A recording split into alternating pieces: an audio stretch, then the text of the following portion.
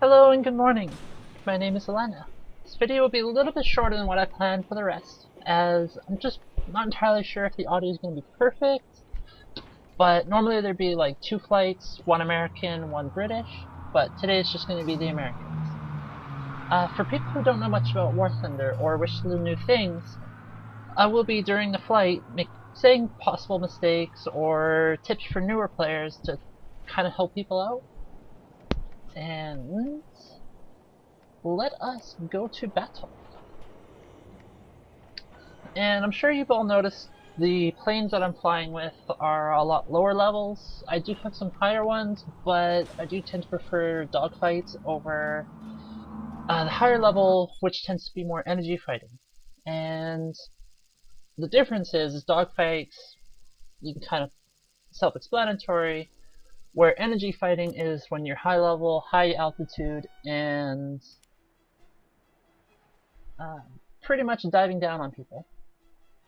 Which that you kind of get here, but most planes aren't built for it.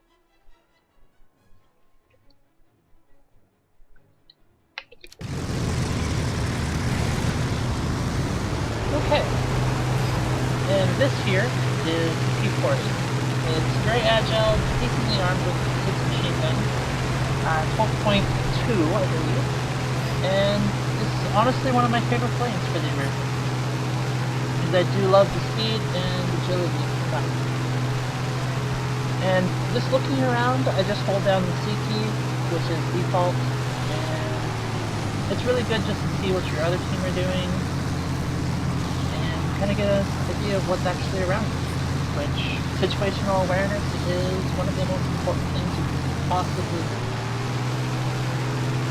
And most players tend to go below, stay down at the lower altitudes, but as I referred to earlier, the energy fighting, it's always good to have altitude over anything else.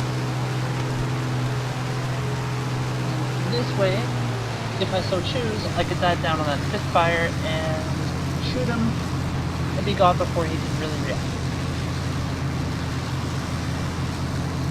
But I do know most likely that there's other enemy players up at this altitude, and that is what I'm kind of looking for.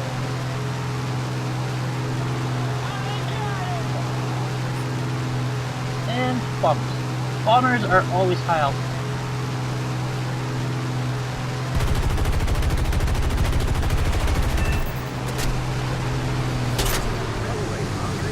But bombers do have turret machine guns, which is what you see firing here. And I did do critical damage to his tail, so he no longer is able to actually control his direction of flight. Or if he can, it is very, very little compared to having actual tail control. Now, what you see here is most likely the actual human, because you can actually control your turrets as you fire, rather than just leaving the AI to do it, and that is most likely what it is. Now if you see on the mini-map, I see a red dot, and I'm just making sure that it's not right beside me. Because fighters themselves have red dots, and they're a bigger threat than a bomber. Although it's not always an accurate statement, because your fighters do carry the triangle of a bomber, and those are never deadly.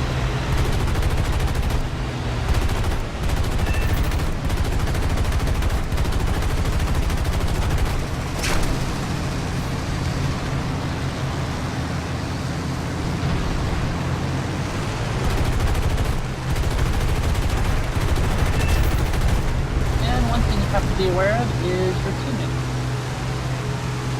There's been many, many times when I've seen 5 or 6 planes following one, and that can never end well.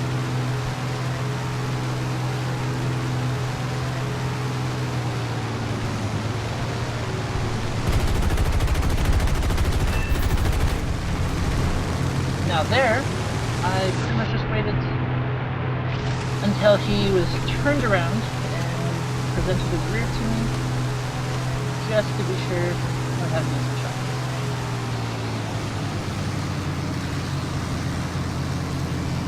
Now, as you can see here, we do have about 6 enemy planes, 4 allies. Not usually a good situation, but I trust my planes and my skills. But this is incredibly dangerous.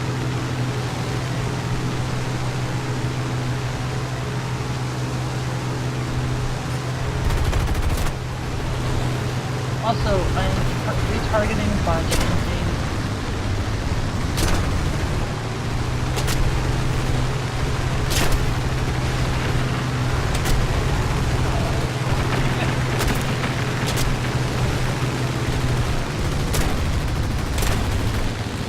okay, and this is done.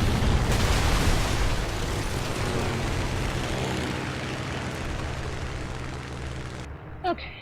And we'll take the A-20 out.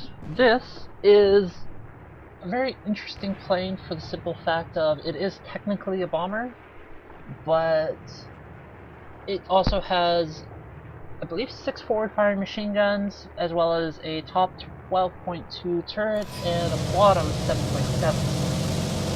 It is agile enough to actually shoot down enemy aircraft, and tough enough that cannons are pretty much the only way to bring it down quickly. So, it's one of my more favorite planes because it is incredibly fast. As you can see, I'm going almost 600 kilometers and at a relatively level flight. And so most aircraft can't catch it.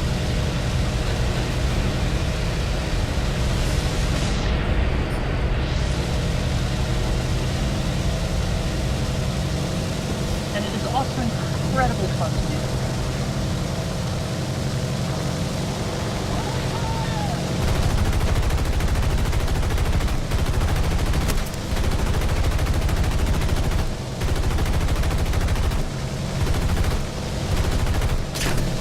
See, this is the rear. Like, seeing the target, and would usually do a better job than the AI.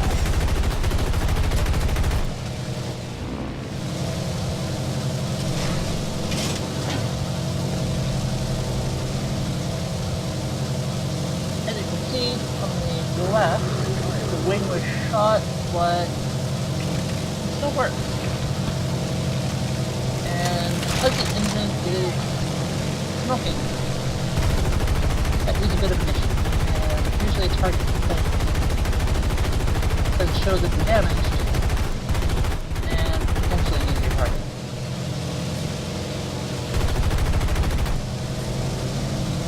Now, these are only armored cars.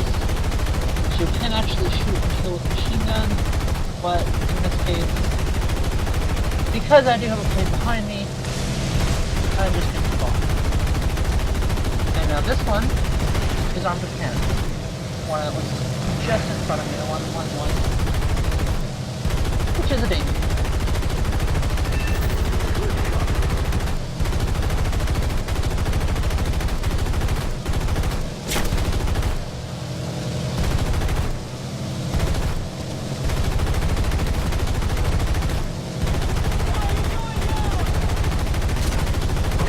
That 109 is very, very persistent.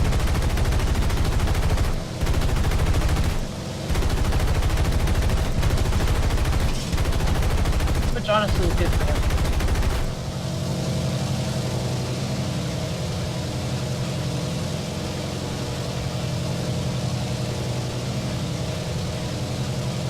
He is farther away, and something that I could potentially do if he gets up to about a 1.1 kilometers is turn and engage him, which is something you don't usually see in bombers.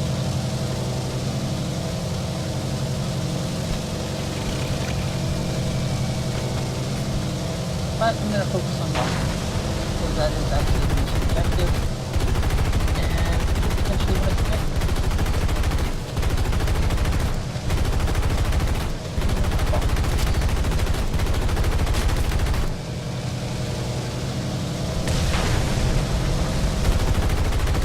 Saw how quickly the plane turned to the right compared to the left.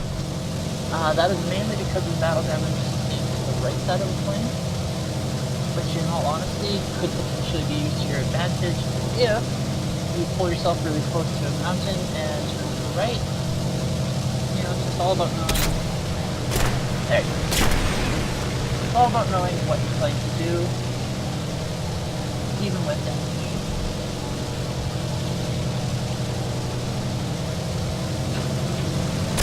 Now this one, I know can dive incredibly well and pull up. And that is what this plane is doing. And I do find sometimes you don't have to move very much to dodge. Because as you can see, I'm just moving a little bit. I'm using keyboard controls, which is W, S, A, and D, which gives you direct control of the plane to be specific in how I want to move, but also you can use the mouse to give a bit more of a turn to it. And that's all it is.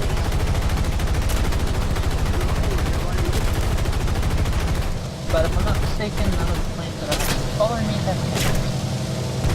Because if they did, that would actually be much more fun.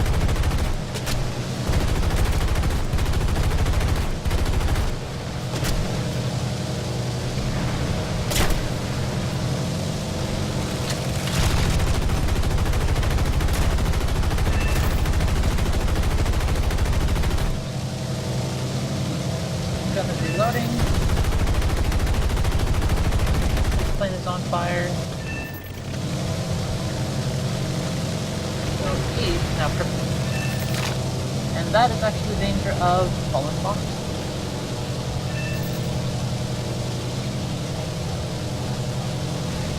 Now one thing is you see how it's not really aiming down? That is because of pretty much a heavy battle damage. And so something you can do, which in this case I'm going to, is land at that airfield.